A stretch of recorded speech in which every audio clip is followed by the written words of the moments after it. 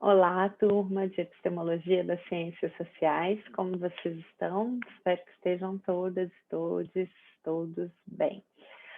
Bom, nós estamos agora no nosso módulo, nosso segundo módulo da disciplina, né, em que a gente começa a discutir, portanto, as bases epistemológicas das ciências sociais, ou seja, se no módulo anterior a gente discutiu concepções de ciência, né, então o que é ter uma epistemologia, o que é ciência, quais são as discussões epistemológicas sobre a demarcação entre ciência e não ciência, agora a gente começa a trazer isso para o nosso campo disciplinar específico, que é o campo das ciências sociais. Em um vídeo anterior, eu comentei com vocês um pouco sobre o surgimento da sociologia enquanto uma ciência, né, uma ciência recente nessa cartografia disciplinar, e com suas singularidades, né? Ela tem uma série de singularidades. Muitas delas, bom, talvez a principal delas seja ter por objeto, né, de estudo a própria sociedade, seres humanos e suas relações, né? Então, isso coloca uma série de desafios a alguns pressupostos da produção de conhecimento científico. E os principais formuladores dessa ciência nascente, ou seja, os primeiros pensadores, né, que fundaram as bases para aquilo que a gente hoje considera ciências sociais, tentaram cada um a seu modo responder a esses desafios, né, enxergaram, jogaram luz sobre alguns aspectos específicos dessa relação e tentaram responder a seu modo. O objetivo desse módulo, portanto, é a gente conhecer quais são as respostas, né, nesses nossos pioneiros da sociologia. Para isso, a gente vai discutir a partir de uma abordagem epistemológica, né, ou seja, não exatamente o conteúdo das categorias de análise, mas quais as consequências epistemológicas das contribuições de Marx, Weber e Durkheim para a sociologia, né? E eu somei a esse trio, né, que é o trio consagrado, né, dos fundamentos das ciências sociais, o nosso pioneiro e também consagrado, o nosso clássico local, que é o Florestan Fernandes, né? Então, hoje, nesse vídeo, a gente vai conversar especificamente sobre quais foram as contribuições de Florestan Fernandes a respeito das bases epistemológicas das ciências sociais.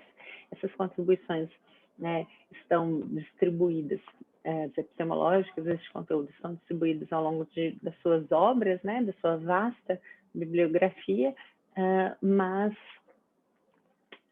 na discussão de hoje, a gente vai se deter em um livro, que é um livro que é bastante chave para que a gente entenda esse posicionamento, essas reflexões do Florestan Fernandes a respeito da epistemologia das ciências sociais, que é um livro chamado Fundamentos Empíricos da Explicação Sociológica.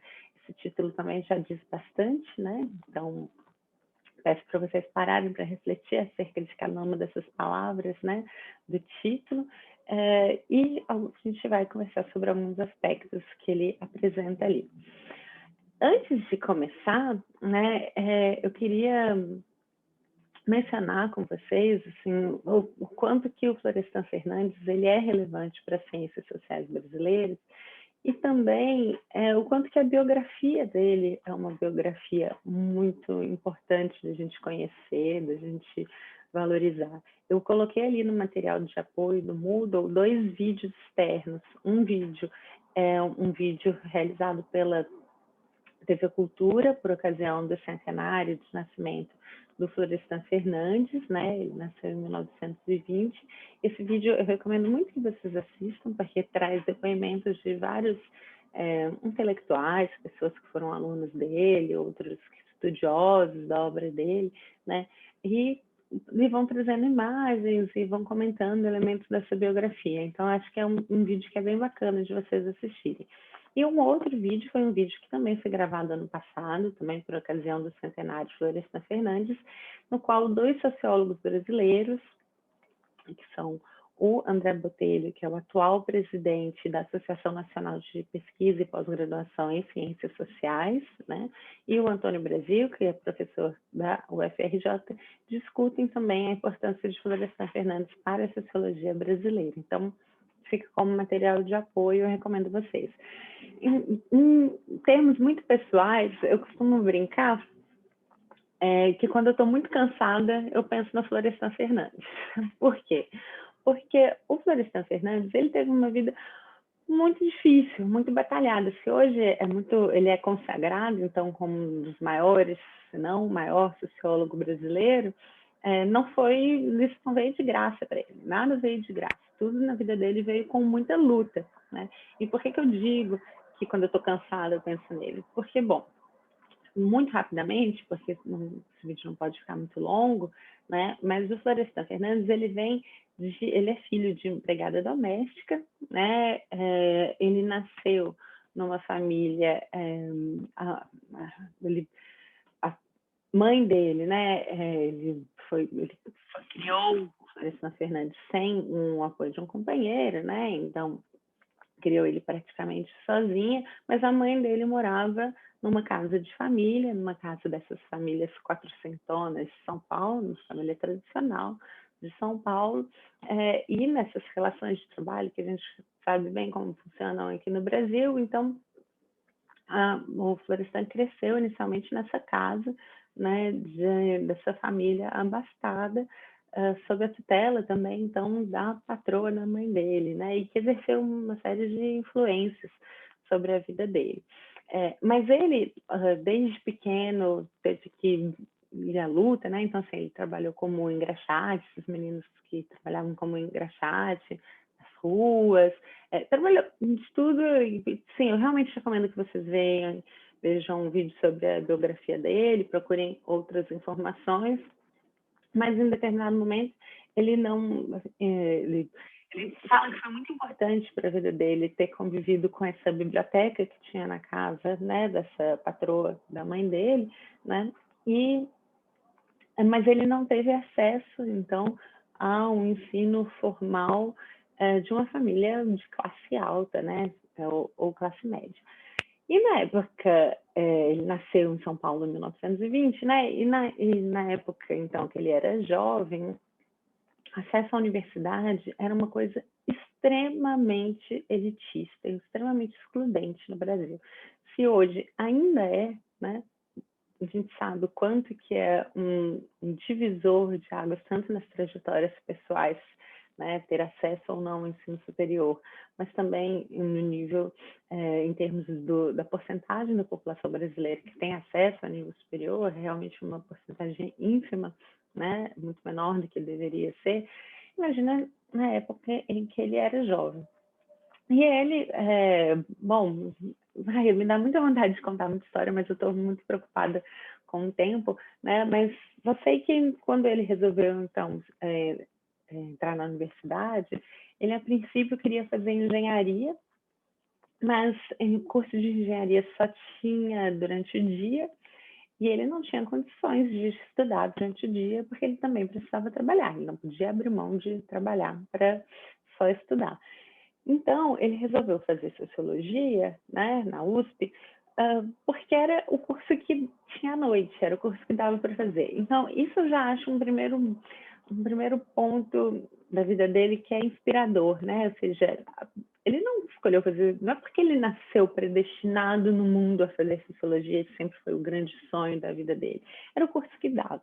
E esse curso que dava, né, ele pegou com unhas e dentes e fez, né, assim, se tornou esse grande sociólogo. Então já começa por aí.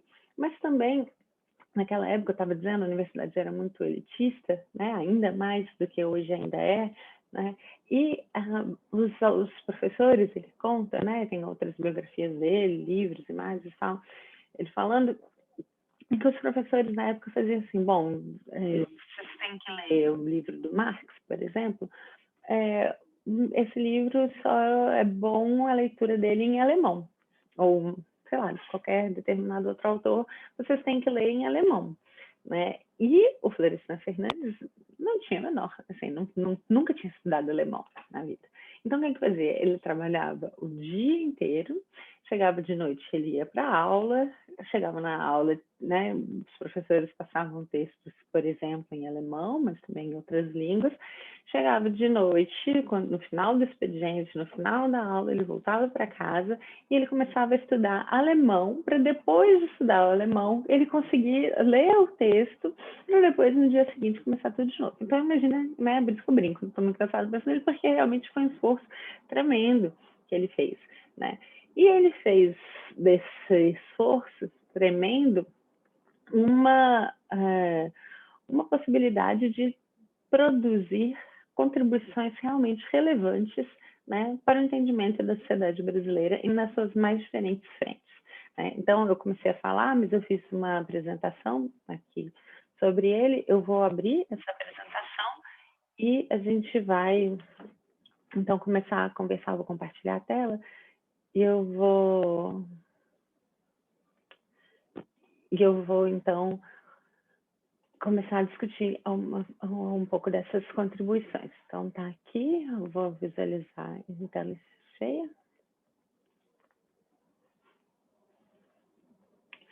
Né? Então, a gente está discutindo hoje os fundamentos empíricos da explicação sociológica, né, na nossa disciplina de epistemologia das ciências sociais. Então, a gente está falando desse livro do Florestan Fernandes, que nasceu em São Paulo em 1920, né? Então, ano passado completou o centenário do nascimento dele e faleceu em 1994. Bom, o Florestan Fernandes, ele produziu, ao longo da sua vida, uma vasta obra que aborda os mais diferentes temas.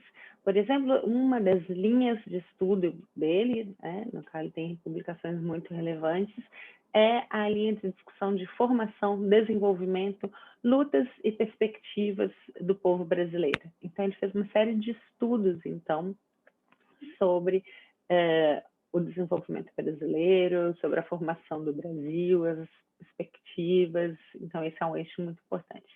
Ele tem uma série de outras obras que são um balanço crítico de diferentes contribuições teóricas, né? Então, ele comenta, e de certa forma é o que ele faz também nesse livro dos Fundamentos Empíricos, ele comenta os textos de Spencer, Comte, Marx, Durkheim, Weber, Mannheim, Parsons, uma série de outros mais. Mas o que é interessante é que ele não se contenta apenas em comentar, né? Mas ele comenta e discute com eles, e a partir dessa discussão ele faz contribuições teóricas originais, ou seja, é uma posição que é uma posição de não mera aceitação, transferência de um pensamento, mas é uma posição crítica em relação às leituras desses autores consagrados, né? Ele fez uma série de pesquisas e interpretações a respeito das condições e possibilidades das transformações raciais. Então, ele estudou povos indígenas, ele estudou o povo negro, ele foi um dos fundadores desse campo da sociologia das relações étnico-raciais no Brasil. E também discutiu bastante problemas relativos à educação popular e às responsabilidades do cientista social. Então, ele nunca abdicou do seu lugar enquanto influenciador da esfera pública brasileira, né? E aqui eu chamo a atenção, ele via a responsabilidade do cientista social, ele via que o cientista social tinha responsabilidades com o seu país, né? De produção ativa da transformação. E a gente vai ver nos próximos vídeos com quem que isso dialoga, né? O que isso nos diz a respeito, portanto, dessa epistemologia das ciências sociais, né? Ou seja, o papel da ciência social não é só descrever, né? Mas é também responder a esses problemas relativos. Então, é uma obra muito vasta e de fundamental importância em vários, né, desses temas. É interessante também mencionar que ele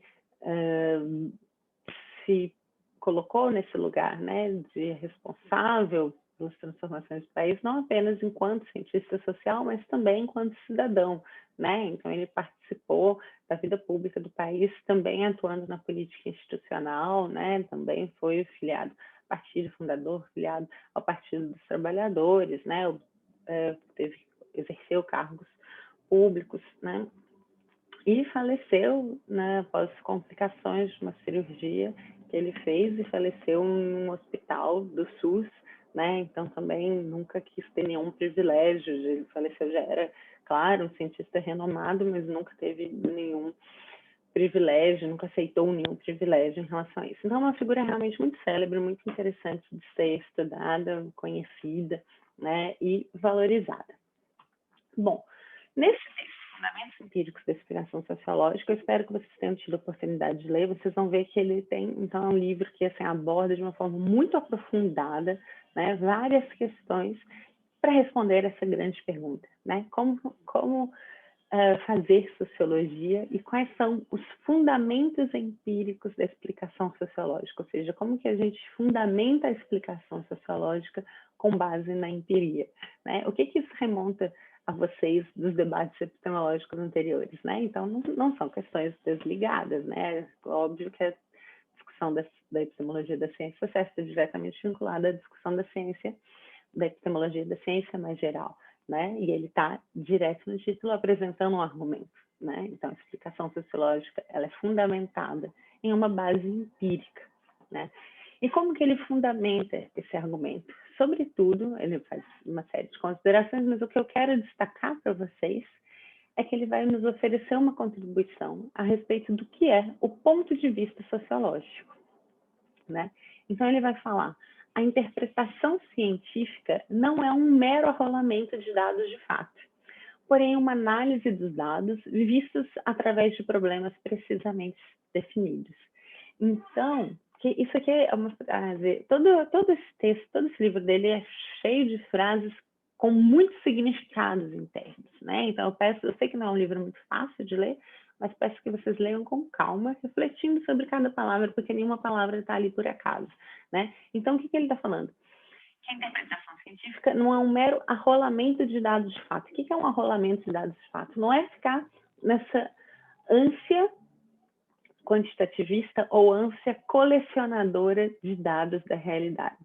Isso, juntar, compilar um conjunto grande de dados da realidade, não é interpretação científica. A interpretação científica ela reside na análise desses dados.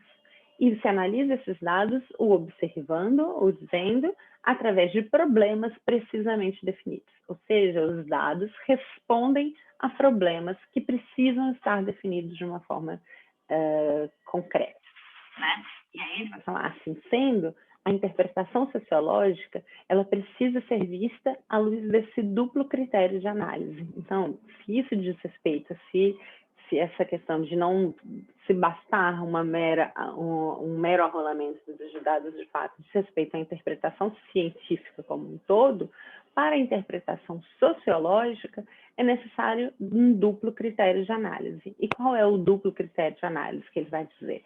A objetividade na seleção dos dados de fato, ou seja, a gente precisa selecionar quais são os dados de realidade de uma forma objetiva, né? E é necessário ser preciso na formulação dos problemas de pesquisa, né? Então, esses dois critérios estão interrelacionados, ou seja, eu só consigo ser objetiva na seleção dos dados de fato se eu tenho uma formulação de problemas de pesquisa, se eu tenho uma formulação de questão de pesquisa, de abordagem de pesquisa também definida, porque isso é que vai orientar quais são os dados de fato que eu vou selecionar e a forma objetiva de fazê-lo. Ele vai falar, então, que é necessário chamar a atenção para o exercício dessa atividade seletiva na sociologia. Ou seja, fazer sociologia depende da capacidade de realizar essa seleção dos dados de fato de uma forma objetiva e da seleção também na formulação dos problemas de pesquisa, né? Ou seja, ele vai falar o que faz a interpretação sociológica é o ponto de vista sociológico, né? Ou seja, o ponto de vista sociológico é isso que prepara e predispõe o sociólogo para praticar uma observação ou uma interpretação dentro de uma perspectiva que é peculiar à sociologia.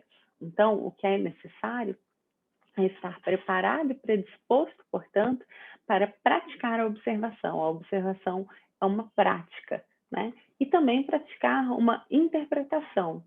e tanto essa observação quanto essa interpretação devem estar dentro dessa perspectiva peculiar à sociologia. Então, o Florestan Fernandes vai conduzir o entendimento a respeito da singularidade epistemológica das ciências sociais nessa capacidade de formular um ponto de vista específico sobre o mundo, né? Ele vai continuar dizendo, no fundo, todos os fenômenos sociais são suscetíveis de serem encarados sociologicamente, porque é a perspectiva de que os encaramos que oferece à inteligência um meio para descobrir as relações entre eles. O que eu quero destacar aqui com vocês? Quando ele fala que todos os fenômenos sociais são suscetíveis de serem encarados sociologicamente, porque a perspectiva, o que diferencia, é o ponto de vista que o diferencia, o que ele está falando é que a sociologia ela não é definida pelo tema, ela não é definida pelo objeto, não é o objeto que define a sociologia, mas é a perspectiva adotada que define a sociologia, né? Então, a sociologia, enquanto uma ciência, não é simplesmente a ciência da sociedade, ou de determinados temas da sociedade, mas é a ciência capaz de produzir explicação a partir de uma determinada perspectiva. E essa perspectiva é calcada na formulação de problemas precisos, né? Então, ele vai trazer muito à tona a necessidade dessa definição de problemas. E aí vai dizer, bom, sendo assim, não há razões que justifiquem o aproveitamento deliberado e sistemático de noções a priori. O que ele quer dizer com essa frase? Não há o que justifique o achismo, não há o que justifique o aproveitamento de opiniões formadas que não sejam calcadas nesse duplo critério de análise de o que responde precisamente de uma forma objetiva os dados, os problemas de pesquisa que eu formulei. O que ele está dizendo com esse argumento é uma crítica intensa, né, ao ensaísmo, no sentido de que a formulação de explicação não baseada em dados, né? O uso deliberado e sistemático de noções a priori, noções que você já tinha anteriormente e simplesmente vai reforçando elas. Ele vai falar, não há razão que justifique isso, e ao contrário, é fundamental a inferência indutiva na investigação sociológica. Quem de vocês lembra o que é indução? Isso é fundamental, né? Então, a indução é um método de produção de conhecimento a partir da observação dos dados empíricos. Ele vai falar, é fundamental a inferência indutiva na investigação sociológica. A investigação sociológica ela deve se calcar na inferência indutiva, mas a inferência indutiva sozinha não responde, né? Ele vai dizer todo conhecimento científico combina de uma maneira ou de outra o raciocínio indutivo com o raciocínio dedutivo. E isso aparece na formulação de problemas de pesquisa em sociologia, na formulação de hipóteses. Ele vai falar o que são as hipóteses, né? As hipóteses são os momentos de incerteza provisória, né? Elas servem, o Florestan vai falar, elas servem para facilitar o ajuste racional da inteligência ao universo empírico, né? Ele vai falar, as hipóteses são um momento em que a gente tenta calibrar aquilo que a gente está formulando, aquilo que a gente está deduzindo com o que nos dizem os dados empíricos, né? E a sociologia deve ser necessariamente uma ciência indutiva, né? Mas com uma indução que está o tempo todo diretamente relacionada, dialogando com o raciocínio dedutivo, né? Pautada em métodos interpretativos, né? A partir dessa longa formulação que eu sintetizei aqui da argumentação, o Florestan Fernandes vai concluir pela necessidade de introduzir maior controle racional na observação e na interpretação sociológica dos fenômenos sociais. Ele vai dizer, é necessário que, então, a sociologia praticada seja uma sociologia menos pautada nos achismos, nas informações baseadas, né, em impressões, em opiniões a priorísticas e onde seja prevalente um maior controle racional. E se chega a esse controle racional, se a gente associa reflexões lógicas, né, capacidade interpretativa, ao uso de técnicas, uso e exploração de técnicas de pesquisa. E aí ele está falando no uso de casos típicos, o uso de estatísticas, né? Caso típico que ele está dialogando com a tipologia, né? Formação de tipologia de tipo ideal do Weber, né? Então ele vai falar a partir das reflexões lógicas e do uso de técnicas que se consegue um maior controle racional na observação e na interpretação sociológica. Bom, de um capítulo bastante denso, eu quis sintetizar para vocês para direcionar o olhar do que eu acho fundamental nesse entendimento. Então, se Florestan Fernandes é o mais consagrado dos sociólogos brasileiros, qual é o chamado que ele nos faz em termos epistemológicos? Ele nos diz: a sociologia é uma ciência empírica. A sociologia, ela deve ser, as ciências sociais devem ser praticadas a partir de um embasamento, de um fundamento empírico. E esse fundamento empírico vai ser produzido a partir da associação de reflexões lógicas com técnicas adequadas, né? Então, de novo, as técnicas do tipo uso de casos típicos, uso de recortes amostrais, uso de estatísticas. Tudo isso vai nos permitir a produção de dados de fato que não basta apenas serem descritos, mas que precisam ser interpretados a partir das reflexões lógicas, né? Ele diz tudo isso para defender a necessidade, portanto, da sociologia ser praticada enquanto uma ciência diretamente vinculada à realidade, né? É o que ele vai discutir. Ela é diretamente vinculada a esse embasamento dos dados de fato. E sobre o que versam esses dados de fato? Sobre um tema específico? Bom, a sociologia estuda as relações entre os grupos sociais, ele vai falar: o tema não é o que define a ciência social, a prática científica das ciências sociais não é definida por um tema, ela é definida por esse olhar, por essa capacidade de observar, por estar preparado e predisposto a observar a sociedade, de forma a estabelecer essas relações de explicação. Então, é o ponto de vista sociológico que define a abordagem, mais do que qualquer tema. Bom, esse é um vídeo para tentar orientar a vocês a leitura do texto, dos fundamentos empíricos da explicação sociológica do Florestan Fernandes, e uma vez que vocês leiam o texto, vejam esse vídeo, a gente vai continuar dialogando a partir dos outros clássicos, né, os clássicos fundadores da sociologia tal qual ela é concebida internacionalmente também, né, e que foram todos lidos e discutidos pelo Florestan Fernandes nesse mesmo livro, né, e aí vocês vão conseguir reconhecer, né, de todos esses clássicos, o que o Florestan Fernandes reteve nessa argumentação que ele nos apresenta. Bom, dúvidas, comentários, fiquem à vontade para a gente seguir dialogando ao longo da disciplina e não deixem de escrever, então, manifestando quais são esses comentários. Abraços para vocês, eu vou parar de compartilhar a tela, pronto, e agora eu dou tchau. Até o próximo vídeo ou até o próximo encontro. Até mais.